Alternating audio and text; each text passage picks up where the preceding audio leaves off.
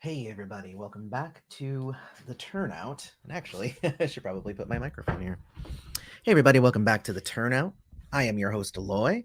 And oh my gosh, it has been a little bit since we did the last live stream, which was about Baby Yoda. So that was a lot of fun. So, what I decided to do here was first off, happy Turkey Day to everybody. Hopefully, everybody's recovering well. With holidays and whatnot, we haven't been getting as many videos up, but we wanted to go ahead and go live with you today. I've actually been contemplating doing this video for a while. I wanted to rank the top 10 Hulu original comedies. I found that pretty much whenever they come out, and they usually come out as like all as one thing and you can just binge them. And I usually do. I usually just end up just going all the way through them really, really fast. And I actually really like what Hulu has done. What they've been doing a lot is they've been really working hard to get some of like the best comedians, up and coming storytellers. And when they give them their own show, a lot of these are just hilarious. I mean, they're just, oh my gosh, so, so funny. Whereas at the same time, a lot of them have larger thoughts and larger messages that they're trying to, give. So I was like, okay, cool. Well, then we're definitely doing a top 10 list of these because I like them so, so much. And they're some of my favorite shows to watch whenever they do come on. But I thought, hey, it's not as if I don't have this live platform here. So, hey, how about if I go through them and, if anybody shows up in the chat, and there's a couple of you guys there, but if anybody shows up in the chat, then we can kind of go through them together. If not, then we'll just have fun kind of going through them here anyway. So I'm actually just going to go through them, and they're not in any particular order, but essentially this is an excuse that I can go through some of my favorite shows and rank them and compare them and whatnot. And you'll see kind of the process that I do when I come up with top 10s, as I have done with a lot of other topics on this channel. So let's go ahead. I have 10 of them. Obviously, and we're going to rank them as we go, and we'll figure out where they land. So we'll see what happens. All right, cool. So the first one that we're going to talk about is going to be Dollface. So Dollface, if you don't know, it's a show about a woman who gets dumped, and her kind of going through this kind of midlife crisis and rediscovering friends and all of this stuff. And I actually really like the show. I think Kat Dennings does a good job in the show as well.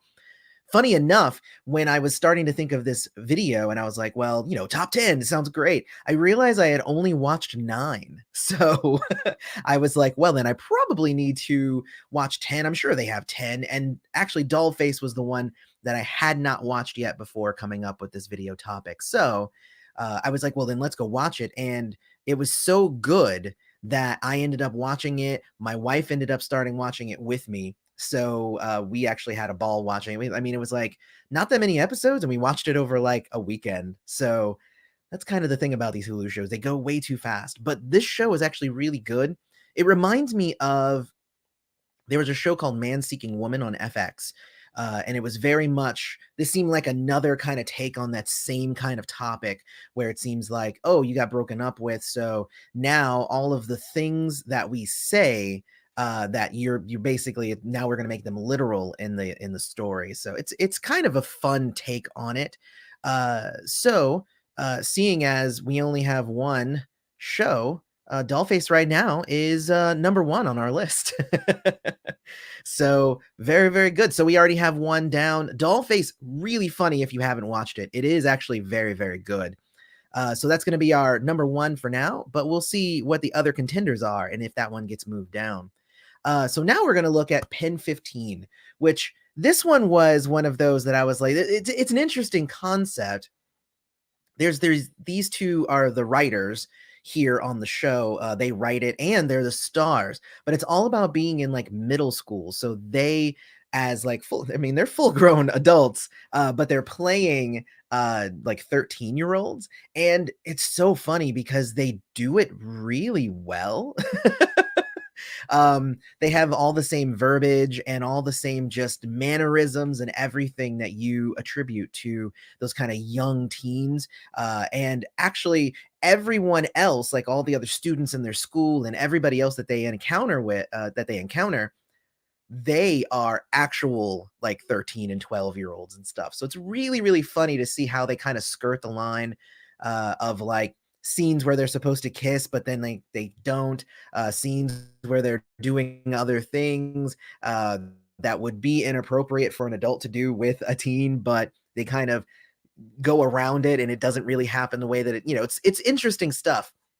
What I'll say is that it is also it's very funny, but it's less funny, haha, like on its face, and it's more situational and it's more awkward funny. It's also more kind of interesting and funny because of who is doing it. So it's these grown women who are pretending to be, they're not pretending, I guess, they're acting, anybody can be anybody if you're acting good enough. So it is actually, it's them. And that's kind of where the humor comes from. It's less the situations themselves and more who's doing them. So if we are going to now put Pen15 on the list, I'm actually going to say that Pen15 was not as funny as Dollface. So I'm going to put Pen15 at number 2 now. So now we have Dollface number 1, Pen15 number 2. All right, so let's see what the next one is. Oh, okay, so the next one is High Fidelity. Apparently, I didn't have a full screen cap of this one. So, but no, this one is so, so good. This show, obviously, it is a kind of retake on the movie High Fidelity. But now they've cast a woman in the place of the man. It used to be John Cusack. Now it's Zoe Kravitz. She does an amazing job. I actually really like the approach, and it does feel different coming from a woman instead of a man's point of view. Whereas most of the mannerisms and stuff that the character would do when it was a man, it was kind of off. But now as a woman, it actually, I don't know, feels right. But they changed it up just a bit anyway for the roles themselves. Jack Black's role on there was now, replaced with a woman as well. And she's just as loud and bombastic and she's pretty amazing. So, and this one too is also kind of one of those, it's kind of funny. It's very dark humor. So this one is kind of dark humor-ish. But oh my gosh, I ran through these episodes so fast, and it was another reason why and then I went and watched the High Fidelity movie that I hadn't watched for years, and it still holds up actually. So yeah, so Zoe Kravitz, High Fidelity. Now, where does this show end up in our ranking? That's a good question. Out of these three, I probably would put High Fidelity in between Dollface and Pen15. So that's where I'm putting it, at least. So right now we have Dollface, High Fidelity, Pen15. I think High Fidelity approaches the adult topics and whatnot a little bit better than Pen15. I actually kind of hold those two shows. I would say that they're similar in their approach, but I have to give it to High Fidelity. Zoe Kravitz always knocks it out of the park. She's so, so good. The next one is going to be Deadbeat, which was actually, I believe, the very first Hulu original comedy. This show, really good. He plays a character who can speak with the dead. So his job is that he, talks to dead people and helps them find their peace so that they can move on. But then it turns into this whole thing where he's kind of a slacker. So it's a slacker who, that's his job, but he doesn't really want to do it. It adds a whole bunch of extra layers. Also in the last episode when Cal Penn was added to the cast, it added a different layer. That I didn't enjoy that last season as much, but I really, really liked the show overall. I think that it did a good job of a really kind of hammering home the core themes. Then there was murder mysteries where he was friends with a ghost and had to try and figure out who killed. I mean, there were a lot of really, really good parts to this show. So it's weird, but you know what? I'm gonna actually have to say Deadbeat is going to beat out all the rest of these. So Deadbeat is going to be number 1 now, shoving down the others. All right. Well, whew, that's already 4. Oh man, that's this is already super hard because I'm already thinking like, well, maybe Dollface should move down. And it's hard. So we're gonna mess around with this just a little bit more. Let's get about halfway before we start tweaking anything. So the next one is Future Man. Future Man actually was the last one I watched right before Dollface. And it was one that I kind of pushed off for a while. I wasn't sure if I was going to enjoy it, though, you know, it's a Hulu original, so I'm usually pretty good at enjoying, you know, they know me by now. They're making these just for Aloy. But so I went and I put this on.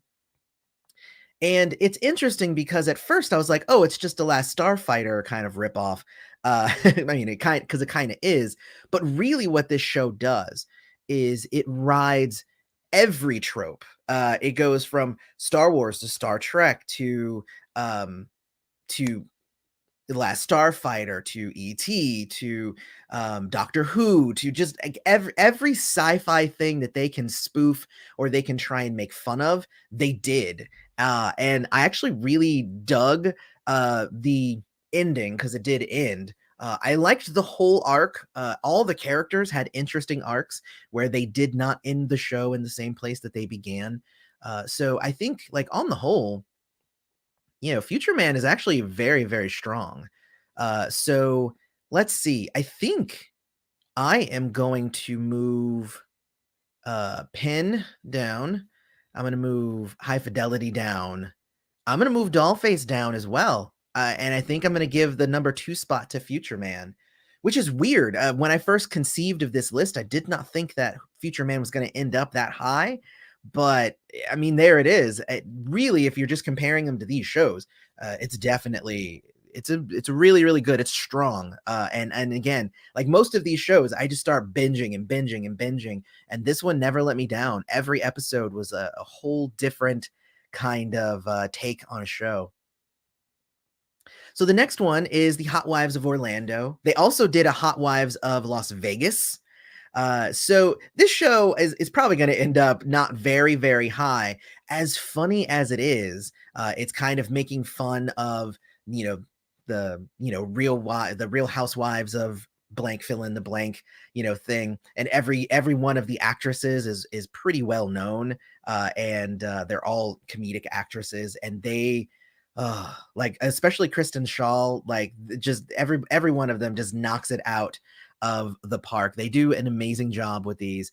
I would say, though, not likely that it's going to really outrank some of the other shows that I think are less just spoofs on other things and more are shows unto themselves. Like, a lot of the humor comes from watching the Real Housewives and stuff, and then you can watch this and you be like, oh, that's funny because they made fun of that because this happens in those types of shows, as opposed to being a legitimate show on its own.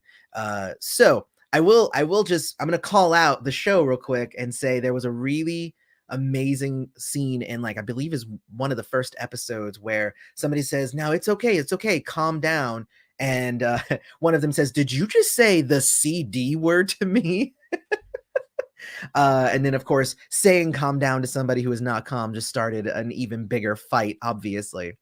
I am going to go ahead and just move Hot Wives to number 6 because that just seems to make sense. Of course, I started talking myself out of Future Man being so high. So actually, what I think I'm going to do, oh my gosh, I think I am actually going to move Dollface and High Fidelity up. And I think Future Man is going to be in number 4 for a lot of the same reasons I just said Hot Wives ended up lower. A lot of Future Man's humor is really there because you have seen other sci-fi things that it is kind of paying homage to, and not necessarily because the show itself is so original. So I did move it down. This is the hard part about doing a top 10. Everybody who would watch my top 10s and be like, why did this person end up over that person? It's because of stuff like this, where, you know, you end up kind of making arguments for one. It's like, oh no, that applies to the other as well. So, I mean, you kind of have to, you have to be fair across the board. As much as you might love something, you have to be able to be objective about it. So, you know, there you go. The next show is going to be Difficult People. And Difficult People, oh my gosh, if you haven't seen this, I actually got into both of these actors, but I've watched a lot of Billy on the Street, so I largely watched it for him. But I mean, this show is just about two obnoxious, condescending, patronizing, just negative, difficult people, and them trying to just go through their lives. They're both actors and they keep trying to get bigger roles, but then they keep ruining it for themselves. It's interesting because it's very kind of Seinfeldy, but it doesn't feel like Seinfeldy. Like the setup is the same. Like the show is really about nothing. It's just about these two people and how they, you know, I guess the show could arguably be about them chasing fame, but even that takes a back seat to just their crazy shenanigans most of the time. um, I think this show is really good too because they went out of their way to do a lot of like really good representation. He tried to date like a deaf dude for a while.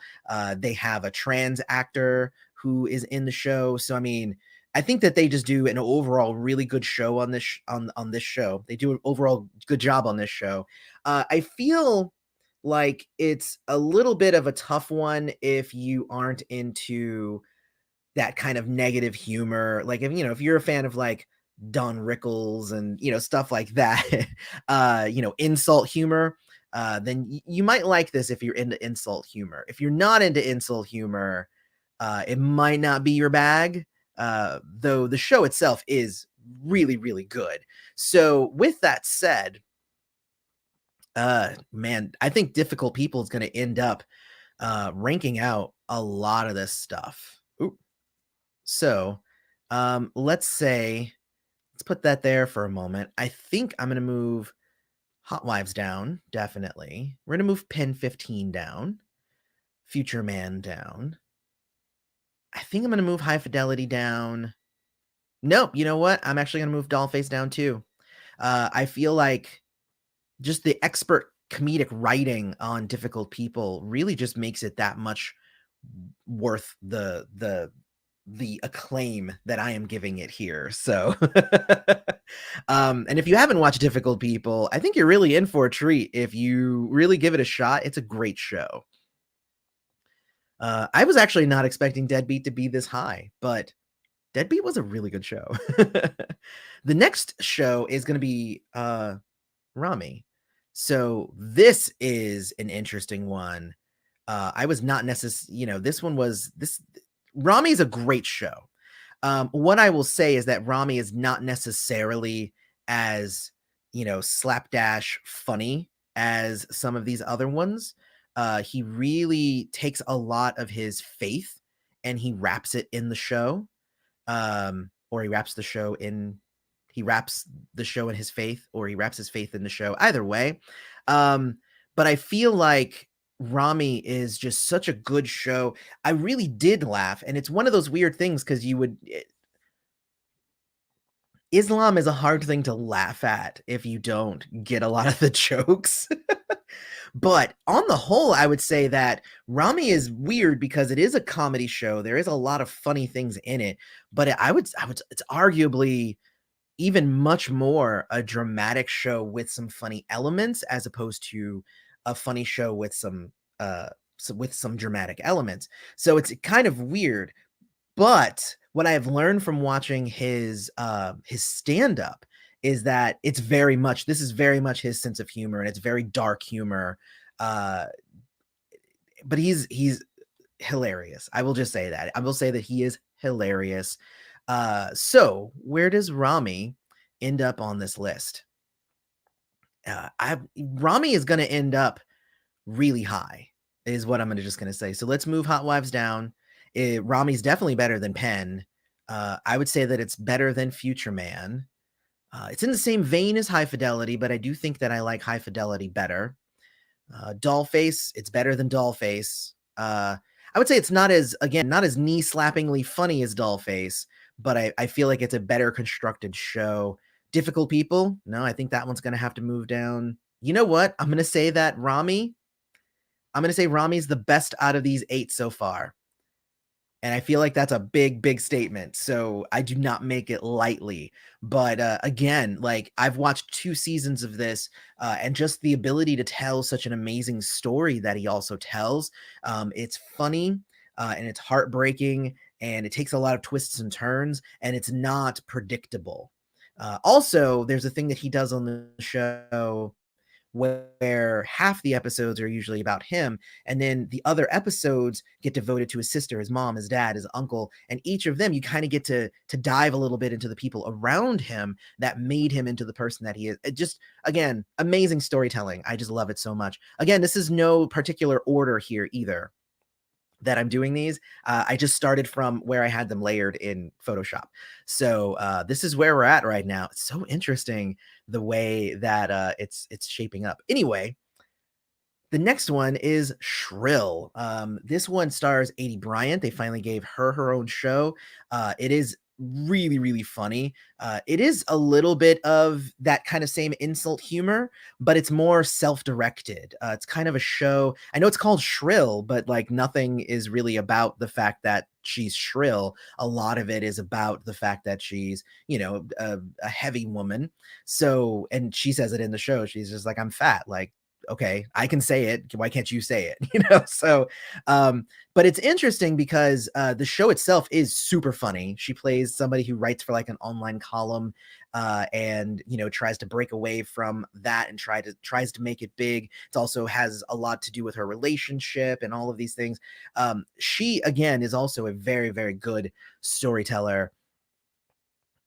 Yeah. Check it out because it's really funny, and there's a lot of, like, high society jokes and stuff in it. So where does Shrill end up on this list? Definitely not in number 9. We're not gonna leave it there. So I would definitely say it's better than Hot Wives, better than Pen15, better than Future Man. I would say better than High Fidelity, and I would say just under Dollface. So I'm actually going to give Shrill the number 5 spot. I think it definitely deserves to be higher than some of those others, but it's hard for me to say that it was better than Dollface, better than Difficult People, Deadbeat, and Ramy.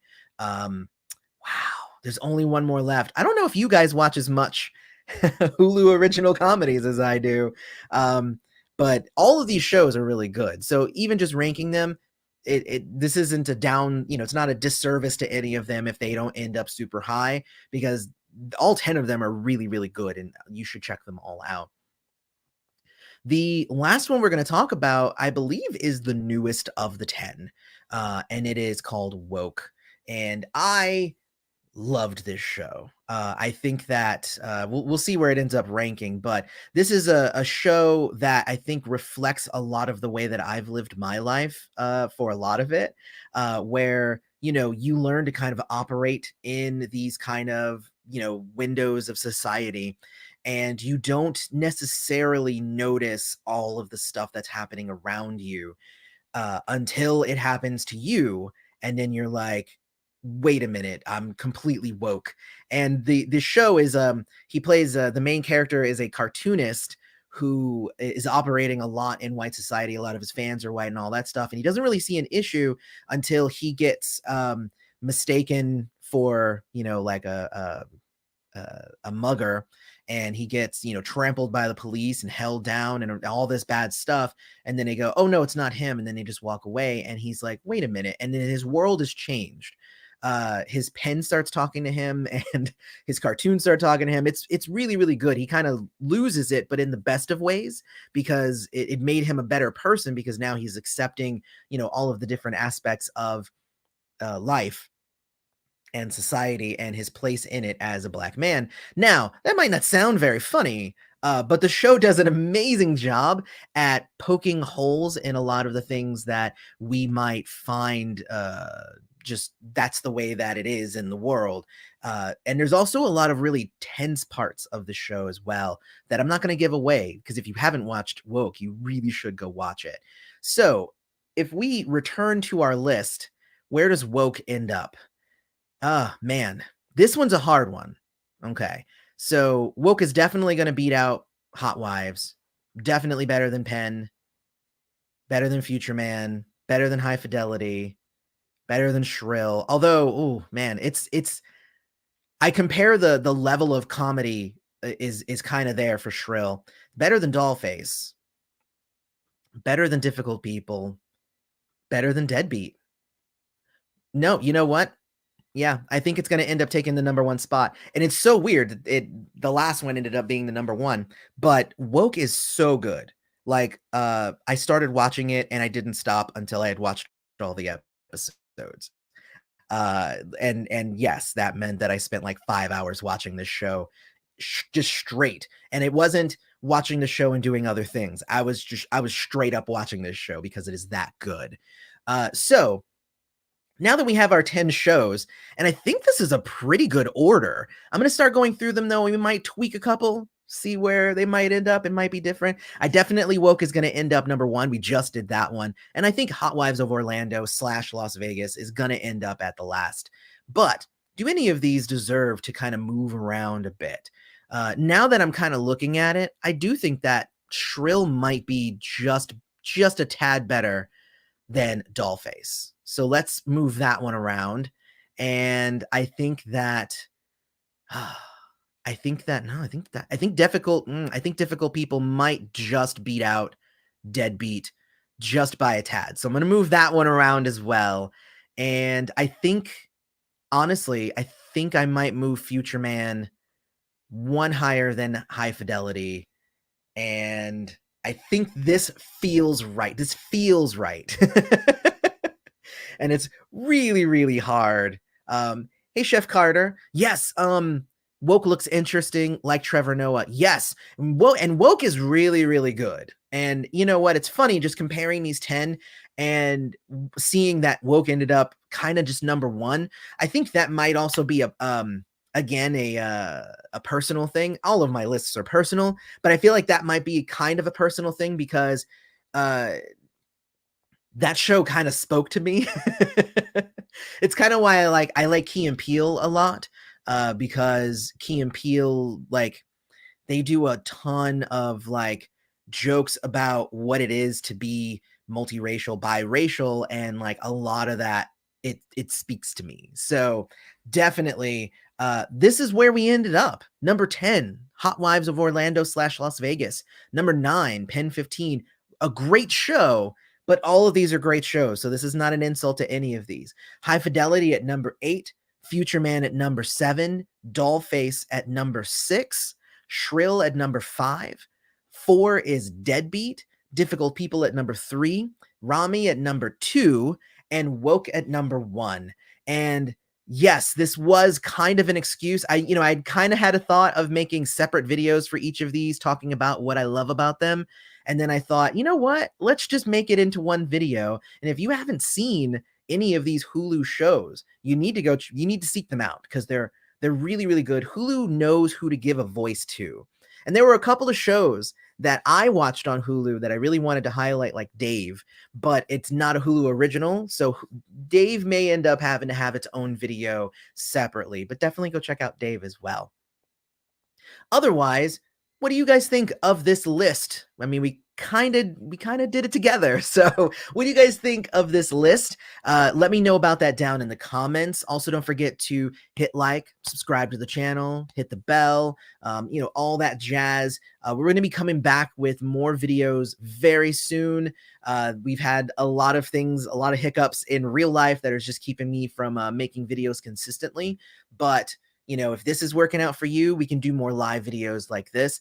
Also, I want to give a big shout out to StreamYard, who is gracious enough to kind of, I guess, sponsor, and probably not. It's not official or anything, but they're amazing service that I use here for all of my live streams. So if you haven't checked out StreamYard, go check them out, and I might talk more about them, later on. But anyway, I have been your host, Aloy. This has been the Turnout. Thanks for showing up, and we'll catch you in the next one.